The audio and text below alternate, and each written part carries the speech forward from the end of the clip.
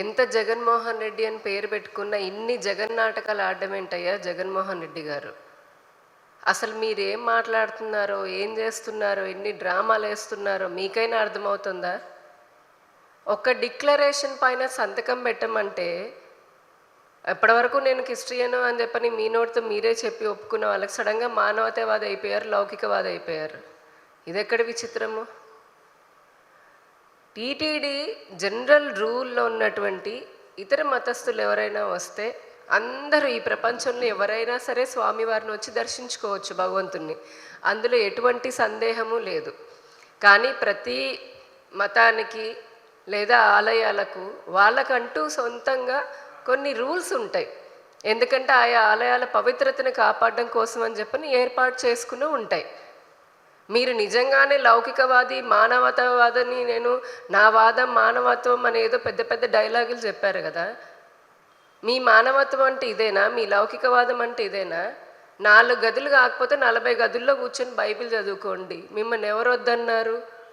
తిరుమల వెంకటేశ్వర స్వామి దగ్గర కూడా రండి, శుభ్రంగా దర్శనం చేసుకొని పోండి, దానికి ఎవరు వద్దనలేదు. కానీ అడిగింది ఏంటి? అక్కడ ఉన్నటువంటి రూల్ని పాటించమనే కదా.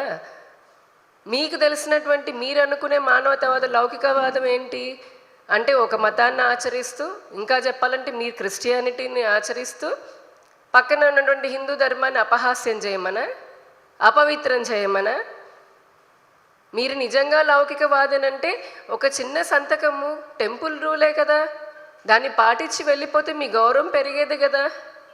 అలా చేయకుండా నేను లౌకికవాదిని, ఇదేమి దేశము ఈ రోజున మీకు తెలియకపోవచ్చు. ఎందుకంటే మీ బుర్ర నిండా అవినీతి అక్రమాలు ఉన్నాయి కాబట్టి, ఈ రాష్ట్రాన్ని ఎట్లా దోచుకోవాలని చెప్పని ఆలోచన ఉంది కాబట్టి మీకు ఈ దేశం గొప్పతనం తెలియట్లేదేమో. ఈ రోజున భారతదేశం యొక్క గొప్పతనము, సనాతన ధర్మం యొక్క గొప్పతనము ప్రపంచంలో ఏ దేశాన్ని అడిగినా చెప్తోంది. కాస్త అప్పుడైనా తెలిసి వినండి. అంతేగాని సెక్యులరిజం పేరుతోటి, ముఖ్యంగా మీలాంటి స్యూడో సెక్యులర్స్ ఎవరైతే ఉన్నారో, సెక్యులరిజం పేరుతోటి ఏది పడితే అది మాట్లాడతాను, కులాల మధ్య చిచ్చు పెడతాను. ఇది ఖచ్చితంగా జగన్మోహన్ రెడ్డి నిన్న తిరుమల డిక్లరేషన్కి దళితుడికి సంబంధం ఏందయ్యా? అసలు దళితులు అని అంటే ఒక మతం అనుకుంటున్నావా, లేకపోతే ఇంకే కులం అనుకుంటున్నావు? నీకు ఆ తేడా కూడా తెలియకుండా 5 ఏళ్ళు రాష్ట్రాన్ని ఎట్లా పాలించావు నువ్వు? అక్కడ టీటీడీ రూల్ ఎవరి కోసం పెట్టారు? ఇతర మతస్థులు ఎవరైనా వస్తే వారు డిక్లేర్ చేసుకుని వెళ్ళి స్వామివారిని అంటే స్వామివారి పైన ఉన్నటువంటి విశ్వాసాన్ని చెప్పాలి అని. అసలు మధ్యలో దళితులు ఎందుకు వచ్చారు? ఖచ్చితంగా ఇది హిందువుల మధ్య ధర్మం పేరిట చిచ్చు పెట్టే ఒక పెద్ద కుట్ర జరగడానికి జగన్మోహన్ రెడ్డి తెరదీశాడు. రాష్ట్రంలో శాంతి భద్రతల విఘాతం కలిగించేందుకని చెప్పని నిన్న ఒక పకడ్బందీ ప్లాన్ తోటి ఆ పదాన్ని జగన్మోహన్ రెడ్డి చెప్పడం జరిగింది. అందరికీ తెలుసు, తిరుమలకి ఇప్పుడు కాదు, ఎన్నో దశాబ్దాల నుంచి కులాలకి సంబంధమే లేకుండా కోట్లాది మంది, లక్షలాది మంది ప్రతిరోజు వెళ్ళి దర్శనం చేసుకుంటున్నారు.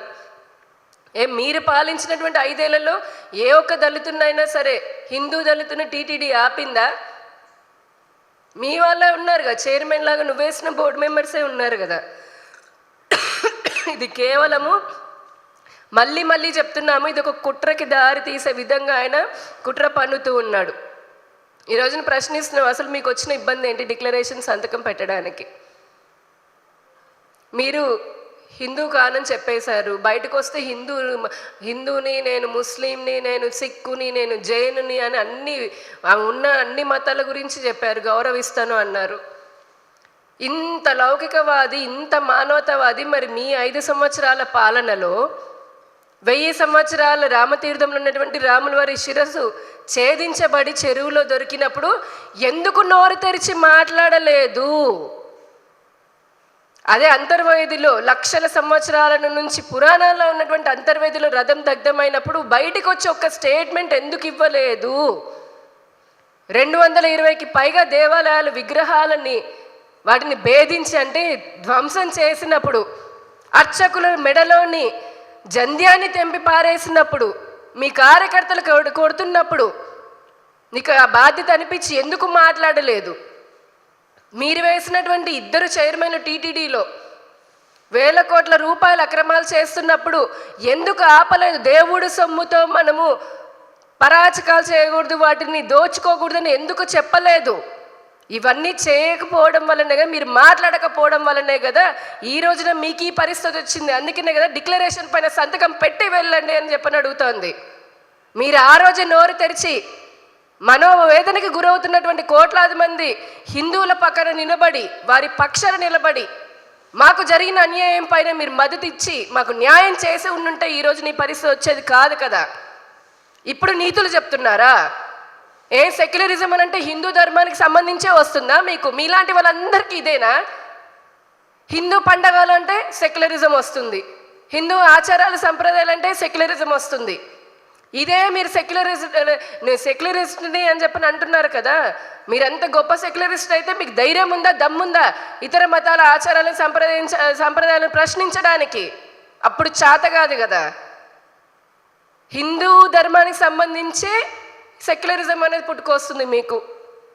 ఇదెక్కడి న్యాయం అసలు? ఎన్నో అబద్ధాలు చెప్పి అధికారంలోకి వచ్చారు. ఇప్పుడు అధికారం పోయిన తర్వాత కూడా మళ్ళీ అబద్ధాలు చెప్తూనే ఉన్నారు. ఏంటిది అసలు? ఈ 5 ఏళ్లలో రాష్ట్రాన్ని, హిందూ ధర్మాన్ని, సనాతన ధర్మాన్ని భ్రష్టు పట్టించింది చాలదా? మళ్ళీ ఇప్పుడు ఏ మొహం పెట్టుకుని సిగ్గు లేకుండా ప్రెస్ మీట్లు పెట్టి చిచ్చు పెట్టాలని చెప్పని చూస్తున్నారు.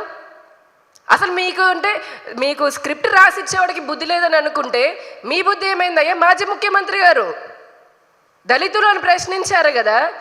ఇదే అసలు టీటీడీ దళితుల కోసం అని చెప్పి హరిజన వాడలో ఎన్ని గుళ్ళు కట్టింది? వారికి సపరేట్గా దర్శనాలని చెప్పని హరిజన వాడల్లో కళ్యాణాలు, స్వామివారి కళ్యాణాలు చేస్తూ ఉంది. అంత దగ్గరగా తీసుకుంటూ ఉంటే నా పరిస్థితి ఇట్లా ఉంటే దళితుడి పరిస్థితి ఇంకెట్లా ఉందంటే మీరు అనుకున్న దళితుడు ఎవరు? క్రిస్టియన్ దళితుడా? ఇంకెవరైనా వేరే దళితుడా? హిందూ దళితుడు కాకుండా? వాళ్ళైతే కనుక ఖచ్చితంగా దేవుడి ముందు అందరూ సమానమే కదా, రూల్ ముందు అందరూ సమానమే కదా. ఏ మత విశ్వాసానికైనా వారి ముందు మాజీ అయితే ఏంటి, ముఖ్యమంత్రి అయితే ఏంటి, ఎమ్మెల్యే అయితే ఏంటి, సామాన్యుడైతే ఏంటి? ఎవరికి గొప్ప? రెడ్డి అయితే ఏంటి, కాపు అయితే ఏంటి, కమ్మ అయితే ఏంటి, దళితుడు అయితే ఏంటి, బ్రాహ్మణుడు అయితే ఏంటి? ఎవరికి గొప్ప? స్వామి వారి ముందు, భగవంతుడి ముందు, చట్టం ముందు అందరూ సమానమే కదా.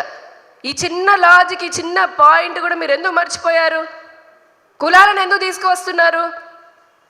మీరు స్వామివారి ప్రసాదంలో చేసినటువంటి అపవిత్రాన్ని, దాని గురించి అందరూ మనోవేదన పడతా ఉంటే టాపిక్ డైవర్ట్ మీరు చేసుకుంటూ, కుట్రలు మీరు చేసుకుంటూ మళ్ళీ మమ్మల్ని అంటారా?